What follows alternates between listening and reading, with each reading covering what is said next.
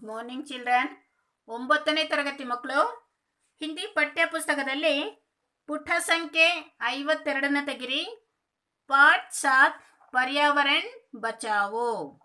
इस पद्य के लेखक डॉक्टर परशुराम शुक्ल.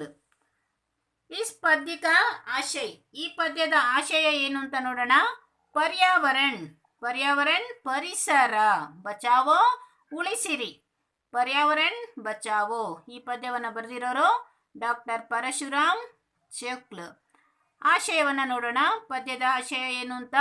परिसर के बिना मानव का जीवन असंभव है. शुद्ध पर्यावरण जीव जगत के लिए आवश्यक है. आजकल जल, वायु और ध्वनि का प्रदूषण निरंतर बढ़ते जाने के कारण परिसर का संतुलन बिगड़ रहा है. इसलिए पर्यावरण की रक्षा करना सबका आद्य कर्तव्य है. प्रस्तुत कविता में शुक्ल जी ने इस ज्वलंत समस्या की ओर हमारा ध्यान आकर्षित किया है. ಮಕ್ಕಳ ಇಲ್ಲಿ ಪರಿಚಯ.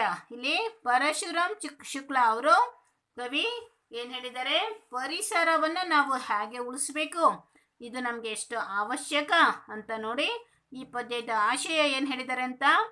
ಪರಿಸರ ಕೆ ಬಿನಾ ಮಾನವ ಕಾ ಜೀವನ್ ಅಸಂಭವ ಹೈ. ಪರಿಸರವಿಲ್ಲದೆ ಮನುಷ್ಯ ಜೀವಿಸೋದು ಅಸಾಧ್ಯ ಅಲ್ವಾ, ಸಂಭವ ಇಲ್ಲ. ಶುದ್ಧ पर्यावरण जीव जगत के लिए आवश्यक है. ಶುದ್ಧ पर्यावरण, ಶುದ್ಧ ವಾತಾವರಣ, ಪರಿಸರ, ಶುದ್ಧ ಪರಿಸರ ಜೀವ ಜಗತ್ತಿಗೆ, ಜೀವ ಜಂತುಗೆ, ಇಡೀ ಜೀವರಾಶಿಗೆ ಅವಶ್ಯಕವಾಗಿದೆ. ಶುದ್ಧವಾದಂತಹ ಪರಿಸರ, ಸ್ವಚ್ಛ ಪರಿಸರ. आजकल इंदु जल, वायु और ध्वनि का प्रदूषण निरंतर बढ़ते जाने के कारण इंदु ಎಲ್ಲ ಒಂದು ರೀತಿಯ ಪರಿಸರ ಮಾಲಿನ್ಯ. ಯಾವ್ಯಾವ ರೀತಿ ಮಾಲಿನ್ಯ? ಜಲ ಮಾಲಿನ್ಯ, ವಾಯು ಮಾಲಿನ್ಯ, ಧ್ವನಿ ಮಾಲಿನ್ಯ ಅಲ್ವಾ. ಈ 3 ರೀತಿಯ ಪ್ರದೂಷಣ್ ಮಾಲಿನ್ಯ ಏನಾಗ್ತಾ ಇದೆ, ನಿರಂತರ ಬಡ್ತೆ ಜಾನೆಗೆ ಕಾರಣ, ನಿರಂತರವಾಗಿ ಹೆಚ್ಚುತ್ತಾ ಹೋಗ್ತಾ ಇದೆ. ಆದ ಕಾರಣ ಪರಿಸರ ಕ ಸಂತುಲನ್ ಬಿಗಡ್ ರಹಾ ಹೈ. ಪರಿಸರದ ಸಮತೋಲನ ಏನಾಗ್ತಾ ಇದೆ, ಹಾಳಾಗ್ತಾ ಇದೆ. ಅರ್ಥ ಆಗ್ತಾ ಇದೆಯಲ್ಲ. ಮಳೆಗಾಲದಲ್ಲಿ ಮಳೆ ಬರಲ್ಲ, ಇನ್ಯಾವುದೋ ಕಾಲದಲ್ಲಿ. ಕಾರಣ ಏನು? ಇಲ್ಲಿ ಪರಿಸರದ ಒಂದು ಮಾಲಿನ್ಯ. ಅರ್ಥ ಆಗ್ತಾ ಇದೆಯಲ್ಲ. ಪ್ರಸ್ತುತ ಕವಿತಾ ಮೇ शुक्ल जी ने संतुलन बिगड़ता जा रहा है, इसलिए ಆದ್ದರಿಂದ पर्यावरण की रक्षा करना, ಪರಿಸರವನ್ನು ನಾವು ಉಳಿಸಬೇಕು, ರಕ್ಷಿಸಬೇಕು. ಸಬ್ಕಾ ಆದ್ಯ ಕರ್ತವ್ಯ ಹೈ, ನಮ್ಮೆಲ್ಲರ ಒಂದು ಮುಖ್ಯ ಕರ್ತವ್ಯವಾಗಿದೆ. ಪ್ರಸ್ತುತ ಕವಿತಾ ಮೇ, ಈ ಪದ್ಯದಲ್ಲಿ ಶುಕ್ಲ ಜೀನೆ ಇಸ್ ಜ್ವಲನ್, ಇಂತಹ ಒಂದು ದೊಡ್ಡ ಸಮಸ್ಯೆಯನ್ನ ಕಿ ಓರ್, ಆ ಕಡೆ, ಸಮಸ್ಯೆಯ ಕಡೆ ಹಮಾರ ಧ್ಯಾನ ಆಕರ್ಷಿತ್ ಕಿಯಾ ಹೈ, ನಮ್ಮ ಧ್ಯಾನವನ್ನ ಸೆಳಿತಾ ನಮ್ಮೆಲ್ಲರಿಗೂ ನಾವು ಹೇಗೆ ರಕ್ಷಿಸಬೇಕು, ಪರಿಸರವನ್ನು ಉಳಿಸ್ಬೇಕು ಅಂತ, ಇಲ್ಲಿ ಮಾಲಿನ್ಯ ಮುಕ್ತ ಮಾಡಬೇಕು ಅಂತ ಇಲ್ಲಿ ಕರೆ ನೀಡಿದ್ದಾರೆ. ನೋಡೋಣ. आज समय की मांग यही है, पर्यावरण बचाओ. तब तक जीव है जगत में, जब तक जग में पानी, जब तक वायु शुद्ध रहती है, सोंधी मिट्टी रानी, तब तक मानव का जीवन है, यह सबको समझाओ. ध्वनि, मिट्टी, जल, वायु आदि जीव जगत के मित्र सभी, इनकी रक्षा करना अब कर्तव्य हमारा. शोर और मिट्टी का संकट दूर करेंगे सारा. एक वृक्ष यदि कट जाए तो 11 वृक्ष लगाओ. एक वृक्ष हम नित रोपेंगे, आज शपथ यह खाओ. आज समय की मांग यही है, पर्यावरण बचाओ. आज ಇಂದು, आज समय की मांग यही है, ಇವತ್ತಿನ ಈ ಸಮಯದಲ್ಲಿ ಬೇಡಿಕೆ ಇದಾಗಿದೆ. ಯಾವುದಾಗಿದೆ? पर्यावरण बचाओ, ಪರಿಸರವನ್ನ ಉಳಿಸಿ, ರಕ್ಷಿಸಿ. तब तक जीव है जगत में ಎಲ್ಲಿಯ ತನಕ ಜೀವರಾಶಿ ಜಗತ್ತಿನಲ್ಲಿ ಇದೆಯೋ ಜಬ್ ತಕ್ ಜಗ್ ಮೇ ಪಾನಿ ಅಲ್ಲಿಯ ತನಕವೂ ಸಹ ಏನಾಗಿರ್ಬೇಕು ಜಗತ್ತಿನಲ್ಲಿ ನೀರು ಬೇಕು ಅಲ್ವಾ. ಜಬ್ ತಕ್ ವಾಯು ಶುದ್ಧ ರಹತಿ ಹೈ ಎಲ್ಲಿಯ ತನಕ ವಾಯು ಗಾಳಿ ಶುದ್ಧವಾಗಿರುತ್ತದೋ ಸೋಂದಿ ಮಿಠಿ ರಾಣಿ ಸೋಂದಿ ಸುಗಂಧಿತವಾಗಿರುತ್ತೆ ಮಣ್ಣಿನ ಸುವಾಸನೆ.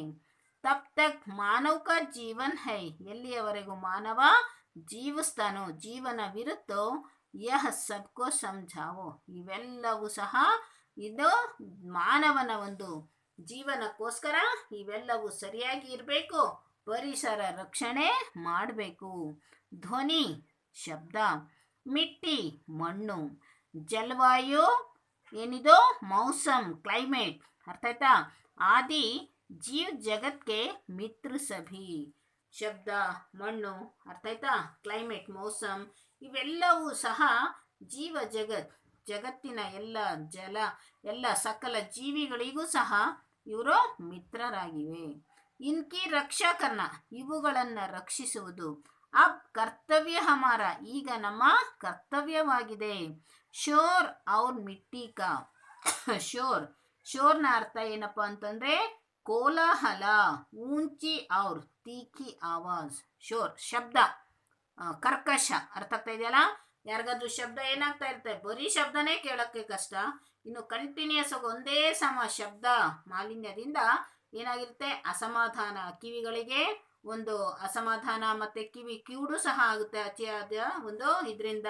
ಮತ್ತೆ ಕಾಯಿಲೆ ರೋಗಗಳು ಸಹ ಬರುತ್ತೆ ಕಂಟಿನ್ಯೂಸ್ ಆಗಿ ಶಬ್ದ ಕೇಳೋದ್ರಿಂದ. ಏನಾಗಿರುತ್ತೆ ತಲೆನೋವು, ಇನ್ನು ಹೃದಯಕ್ಕೆ ಸಂಬಂಧಿಸಿದ ರೋಗಿಗಳಿಗೂ ಸಹ ಗಾಬರಿ ಭಯ, ಹೀಗೆ ಅತಿಯಾದ ಒಂದು ಶಬ್ದವು ಸಹ ಸರಿಯಲ್ಲ. ಅವ್ರ ಮಿಟ್ಟಿಗ ಸಂಕಟ್ ಇವುಗಳ ಒಂದು ಸಂಕಟವನ್ನ ದೂರ ಮಾಡಬೇಕು. ದೂರ ಕರೆಂಗೆ ಸಾರ ಪೂರ್ತಿ ನಾವು ದೂರ ಮಾಡುತ್ತೇವೆ. ಯಹ್ ಏಕ್ ವೃಕ್ಷ ಯದಿ ಕಟ್ ಜಾಯ್ತು ಒಂದು ವೃಕ್ಷವನ್ನ ಒಂದು ಮರವನ್ನ ಏನ್ ಮಾಡಿದ್ರೆ ಕತ್ತರಿಸಿ ಹಾಳು ಮಾಡಿದ್ರೆ ಏನ್ ಮಾಡ್ಬೇಕು ನಾವು ಹಿಂದೆಲೆ ಒಂದು ವೃಕ್ಷದ ಬದಲಾಗಿ 11 ವೃಕ್ಷ ಲಗಾವೋ 11 ವೃಕ್ಷಗಳನ್ನ ನಾವು ನೆಡಬೇಕು. ಏಕ್ ವೃಕ್ಷ ಹಮ್ ನಿತ್ ರೋಪೆಂಗೆ ಒಂದು ಸಸ್ಯವನ್ನ ನಾವು ಏನ್ ಮಾಡೋದು ರೋಪೆಂಗೆ ನೆಡುವುದು ಅರ್ಥ ಆಗ್ತಾ ಇದೆಯಾ. ಆಜ್ ಶಪಥ್ ಯಹ್ ಖಾವೋ ನಾವು ಒಂದು ವೃಕ್ಷವನ್ನ ಏನ್ ಮಾಡ್ತೀವಿ ಪ್ರತಿಯೊಬ್ಬರು ದೇಶದ ಎಲ್ಲ ಪ್ರಜೆಗಳು ಸಹ ಒಂದೊಂದು ವೃಕ್ಷವನ್ನ ಒಂದೊಂದು ಸಸಿಯನ್ನ ನೆಡಬೇಕು ಅನ್ನುವಂತಹ ಒಂದು ಪ್ರತಿಜ್ಞೆಯನ್ನ ನಾವು ಮಾಡೋಣ. ಆಜ್ ಸಮಯಕ್ಕೆ ಮಾಂಗ್ ಯಹಿ ಹೈ ಇಂದು ಸಮಯದ ಬೇಡಿಕೆ ಇದಾಗಿದೆ. ಪರ್ಯಾವರಣ ಬಚಾವೋ ಪರಿಸರವನ್ನು ರಕ್ಷಿಸಿ. ಕವಿ ಪರಿಚಯವನ್ನ ನೋಡೋಣ ಮಕ್ಕಳೇ. कवि डॉक्टर परशुराम शुक्ल जी का जन्म जून 6, 1947 को उत्तर प्रदेश के कानपुर में हुआ था. आप प्रसिद्ध बाल साहित्यकार हैं. भारतीय वन्य जीव कृति पर आपको पुरस्कार प्राप्त हुआ है. इसके अलावा समाज कल्याण मंत्रालय, पर्यावरण एवं वन मंत्रालय, भारत सरकार नई दिल्ली से आपको सम्मानित किया गया है. हिंदी अकादमी हैदराबाद साहित्य अनेक संस्थाओं द्वारा आप पुरस्कृत हैं. शब्दार्थ ನೋಡೋಣ ಮಕ್ಕಳೇ. मांग चाह याचना, आवश्यकता मांग ನ ಅರ್ಥ चाह याचना आवश्यकता. सौंधी मिट्टी सुगंधित खुशबूदार. जलवायु मौसम क्लाइमेट. शोर कोलाहल, ऊंची और तीखी आवाज. रोपना लगाना. शपथ वादा प्रतिज्ञा. मಕ್ಕಳ ಇಲ್ಲಿ जोड़कर लिखिए. जग में पानी, मिट्टी रानी, मानव का जीवन, एक वृक्ष नित रोपेंगे, शपथ खाओ, समय की मांग. सही शब्द से रिक्त स्थान भरिए. आज समय की डैश यही है, पर्यावरण बचाओ। मांग, डैश और डैश का संकट दूर करेंगे सारा, शोर और मिट्टी का। ध्वनि, मिट्टी, डैश आदि जीव जगत के मित्र सभी, जलवायु। एक डैश हम नित रोपेंगे वृक्ष। ಮಕ್ಕಳ ಇಲ್ಲಿ ನೋಡೋಣ, निम्नलिखित शब्दों के शुद्ध रूप लिखिए। जीव, जीव ಏನಿದು जीव। वायु, वायु। पनी, पानी। कर्तव्य, कर्तव्य। मानव, मानव। अर्थ ಆಗ್ತಾ ಇದೆಯಲ್ಲ ಮಕ್ಕಳೇ? पशु पक्षी मानव के मित्र हैं। निम्नलिखित तालिका में 10 पालतू जानवर तथा 10 पक्षियों के नाम लिखिए। पालतू जानवर और पक्षी। पालतू जानवर कुत्ता, घोड़ा, बंदर, गाय, बकरा, भैंस, बिल्ली, बैल, गधा, खरगोश।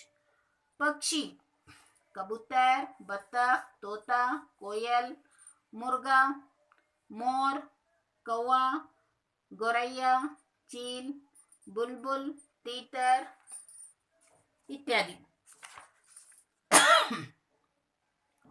निम्नलिखित तालिका के कुछ पेड़ पौधे और फूलों के नाम दिए गए हैं, उन्हें अलग करके लिखिए। पेड़ पौधे और फूल। तुलसी, फॉर एग्जाम्पल क्या दिए हैं? तुलसी। और पीपल, बरगद, नीम, नारियल। ಅರ್ಥ ಆಯ್ತಲ್ಲ? ಇವೆಲ್ಲ ಪೇಡ್ ಪೌಧೆ, ಮರಗಳ ಹೆಸರು. ಫೂಲ್, ಗುಲಾಬ್, ಚಮೇಲಿ, ಸೂರಜ್ಮುಖಿ, ಚಂಪಾ, ಗೇಂದ್. ಗೇಂದ್, ಗೇಂದ್ ಅಂದರೆ ಚೆಂಡು ಹೂವು. ಅರ್ಥ ಆಗ್ತಾ ಇದೆಯಲ್ಲ? ಗೇಂದ್ ಇದು ಸಹ ಒಂದು ಹೂವು ಆಗಿರುತ್ತೆ, ಗೇಂದ್. ಅದಾದಮೇಲೆ ಇನ್ಯಾವುದು? ಇನ್ನು ಉಳಿದಿದ್ದು ಹುಡುಕಿಲಿ ಬರಿಬೇಕಿರುತ್ತೆ ಮಕ್ಕಳೇ. उदाहरण के अनुसार पर्यायवाची शब्द लिखिए। समानार्थक, पर्यायवाची ಅಂದ್ರೆ समानार्थक शब्द। पानी, जल, नीर, उदक। वायु, हवा, पवन, अनिल। जगत, दुनिया, जग, प्रपंच, संसार। अनुरूपता, पानी, जल, वायु, हवा। मोर, सॉरी, मेरा, हमारा, तेरा, तुम्हारा। कितना नंबर है? ಎಷ್ಟಿದು ಸಂಖ್ಯೆ? 11. ಇದೆಷ್ಟು? 17. ಸಜೀವ್, ನಿರ್ಜೀವ್, ಜನ್ಮ, ಮರಣ. ಮಕ್ಕಳ ಇವೆಲ್ಲ ಅಭ್ಯಾಸಗಳನ್ನು ಸಹ ನೀವು ಬರಿಬೇಕು. ಪ್ಲಸ್ ಪದ್ಯವನ್ನು ಸಹ ನೀವು ಕಂಠಪಾಠ ಮಾಡಬೇಕು, ಮೆಮೊರೈಸ್ ಮಾಡಬೇಕು, ಜೊತೆಗೆ ಬರೀಲೂಬೇಕು. ಮತ್ತೆ ಪರ್ಯಾವರಣದ ಬಗ್ಗೆ ಅತಿ ಹೆಚ್ಚಿನ ಕಾಳಜಿ ಎಲ್ಲ ವಿದ್ಯಾರ್ಥಿಗಳಲ್ಲೂ ಸಹ ಇರಬೇಕು ಮಕ್ಕಳೇ.